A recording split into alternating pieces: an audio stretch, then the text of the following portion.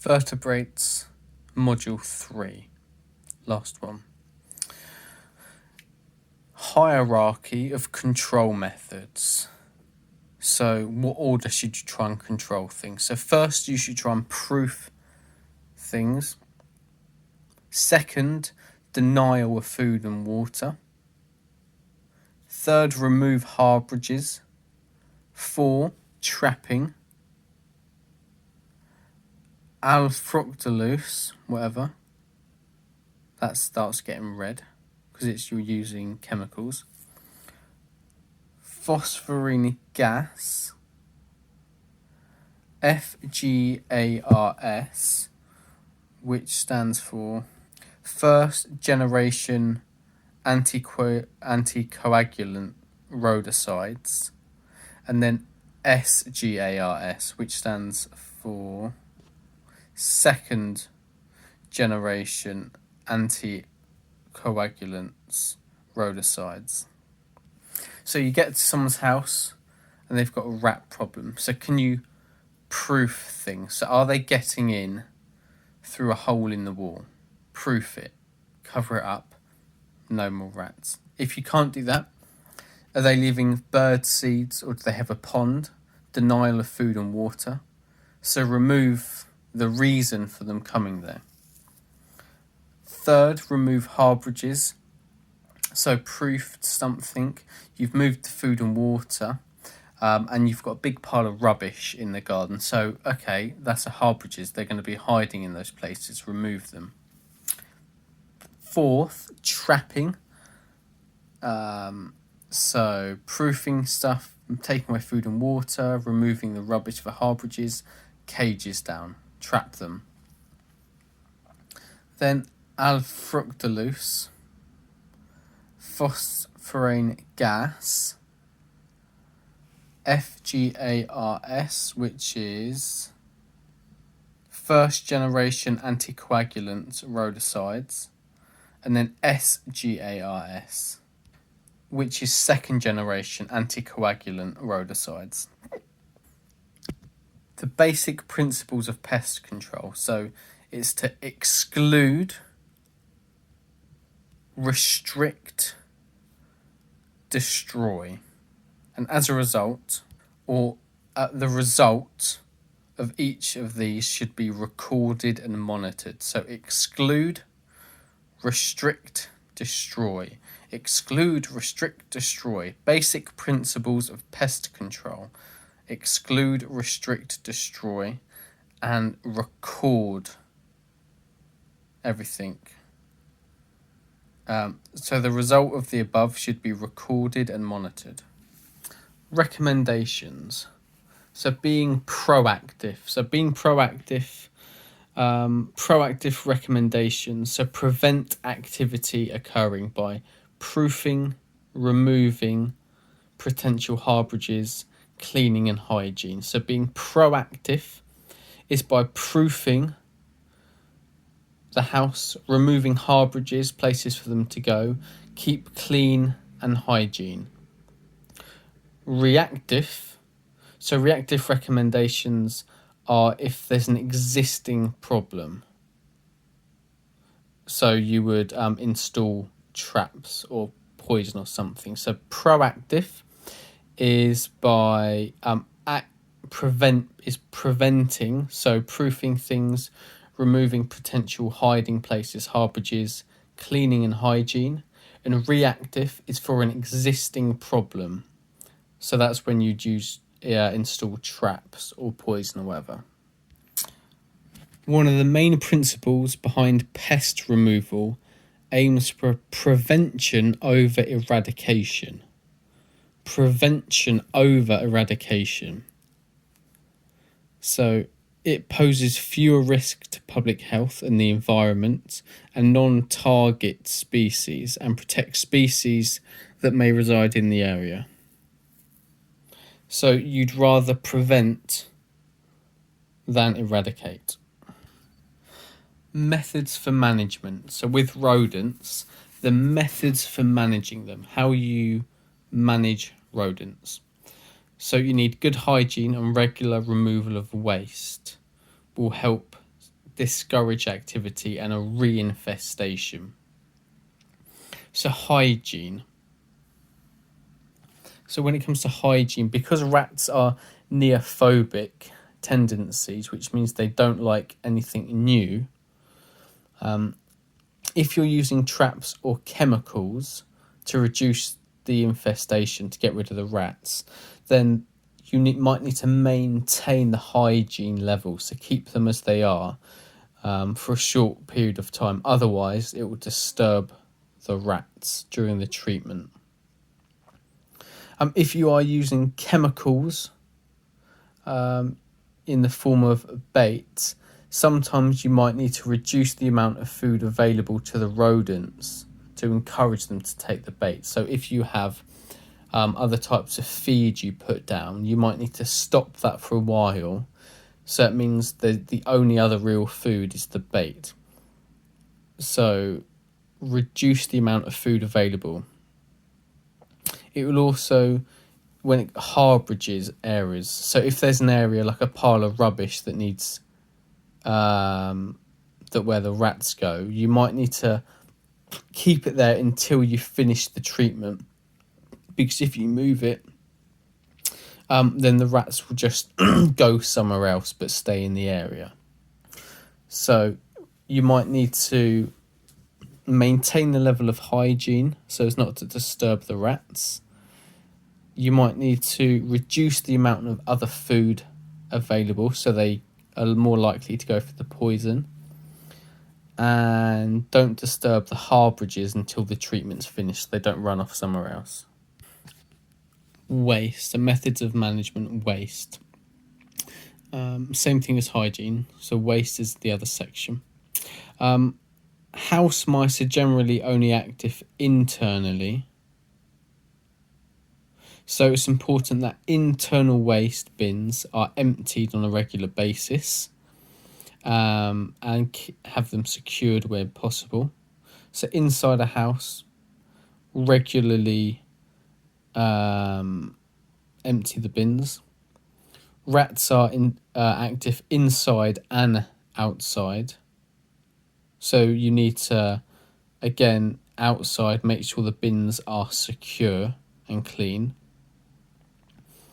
Non-food waste is used as nesting material, so that should be cleaned away regularly to help control the house mouse nesting, and for external rats as well. Foliage, so if there's long-standing items around a site, like foliage, it should be cut back or removed to stop rats harbouraging, hiding, making homes close to the building. Thirdly, food and water. So controlling a water source can discourage rats because they have a need for regular water. Mice don't have a regular need for water. Mice only require 3 to 4 grams of food a day. So attention to hygiene is important, is of vital importance, because eating at for example, in an office, eating at the desk, food spillages, storing food in your desk can attract mice and rats. Also controlling spillages from pets in the garden, so rabbits, bird tables. This, you need to clear those spillages away because it will attract rats. So as part of your thoughts at Stupid Box, so proofing methods: repairing defects or gaps in doors and walls, which I pretty much said. 3D proofing at higher levels, whatever, I don't know. Inspecting and repairing drains. Good external storage regimes. So rodent proofing, this is a good section. Rodent proofing, so doors and walls. So defects in doors and walls should be repaired. Doors should remain closed and there shouldn't be a gap any bigger than 5 millimeters, because mice can fit through gaps as small as 6 millimeters. So gaps under doors, you should use brush strips or a metal plate to remove the gaps. So doors and walls, so repair any defects in the walls or the doors. Doors should remain closed. If there's a gap under the door, it should be reduced to 5 millimeters or less using a brush strip or bristle strip, or a metal plate. 3D proofing. House mice are really good climbers. So the inspection and proofing must be 3-dimensional, so not just on the ground but higher up as well. With infestations that are common at higher levels, and they're also taken into the house via commodities. So there might be packaging or something, but because they're so small, they'll get into the house. So even if a house is really well proofed, you can still get intrusions. So that was 3D proofing. Third one is drains. So inspect and repair drains to stop rat ingress. Long-term infestations are often traced back to drains. Other inspection methods might be to use CCTV, smoke test, or dye testing. So with drains, so check the drains. So inspect and then repair drains if needed. You can also use CCTV, smoke test, or dye testing. Drains, smoke testing, dye testing, or CCTV. Putting a camera, a smoke bomb, and a food colouring down the toilet. Drains.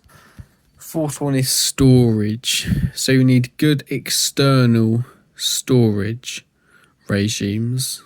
So with storage, good external storage. So store items away from the building, away from the entrances. Inside, allow access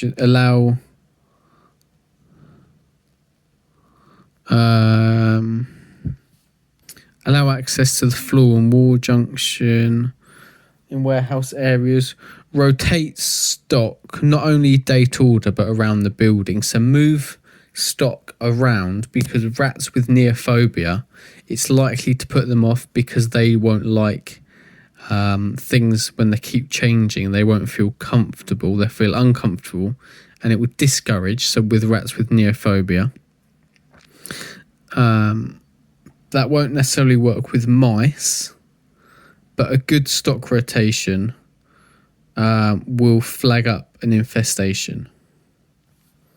Traps. So legislation surrounding traps is the Protection of Animals Act, Pest Act, Spring Traps Approval Order, Animal Welfare Act, Small Ground Vermin Traps Order. So Protection of Animal Act, Pests Act, Spring Trap Approval Order, Animal Welfare Act, Small Ground Vermin Traps Order. And that's the legislation that covers traps. So spring traps. Spring traps can be used for grey squirrels, rabbits and rats. Grey squirrels, so picture a grey squirrel that me and Joel caught, a rabbit that I've caught, and obviously a rat. So the good thing is about them, they don't leave a chemical residue. They're for short-term control, and they have to be used in a tunnel, so they in a rabbit hole all the way in. Effectiveness, so they're good for short-term use, but because rats learn that traps pose a hazard, they're not good for long-term use. But also remember they're neophobia, so it might not necessarily work straight away. They might have to get used to it. So live capture traps now. So the use for rodent activity, but they're limited because they require baiting and pre-baiting, especially to overcome the neophobia of rats. They are labour intensive and time consuming, and you have to visit them at least once a day, and it won't be possible to capture every single individual in the population. Location, they can be on the ground, in roof voids where treatment is being carried out, so you can use them in most places. Release, specifically for rats, external traps should be secure, camouflage and protected from the environment and predators.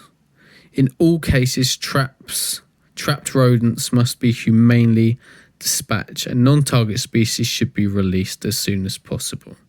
So they should be dispatched humanely as possible. Legislation. So if traps aren't regularly inspected, then the pest controller can be prosecuted under the Animal Welfare Act 2006. Breakback traps, those ones that caught the rats in the garden, they might take a while again because of the neophobia. Don't expect instant results. They should be inspected daily. Breakback traps don't require daily follow-up inspection under the terms of the Small Ground Vermin Order. You can hide them if the customer's squeamish in a trapping box. Shooting. So shooting isn't that practical for mice,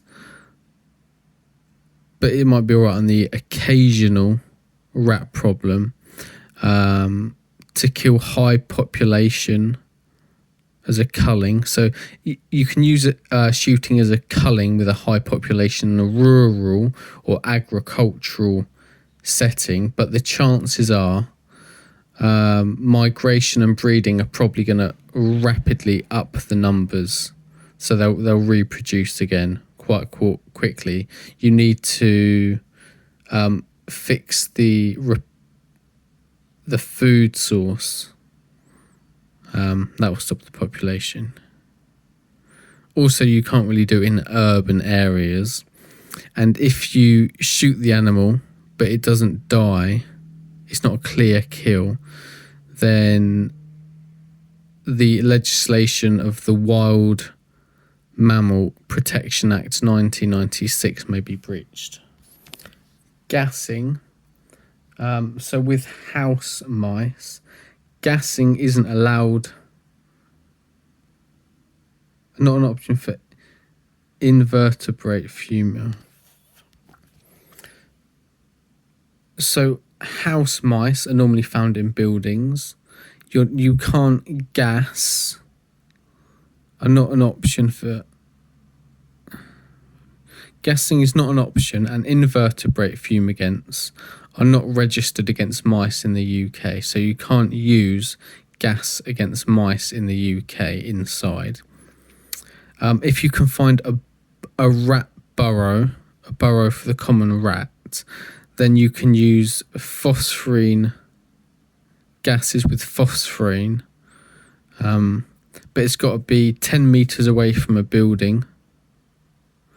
The building can't have animals or people in using it. It can't be inhabited by people or animals. And from the 25th of November 2015, people who hold a recognised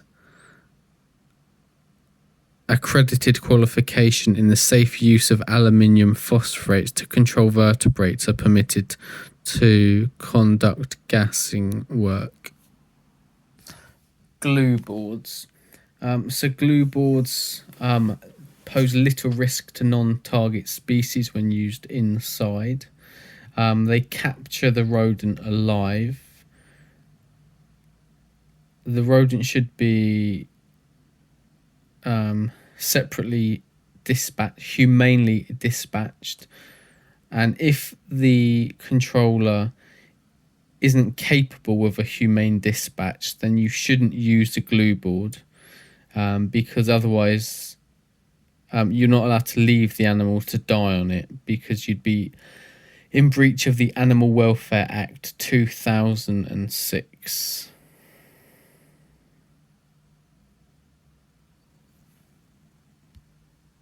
I'm stopping now because I'm bored.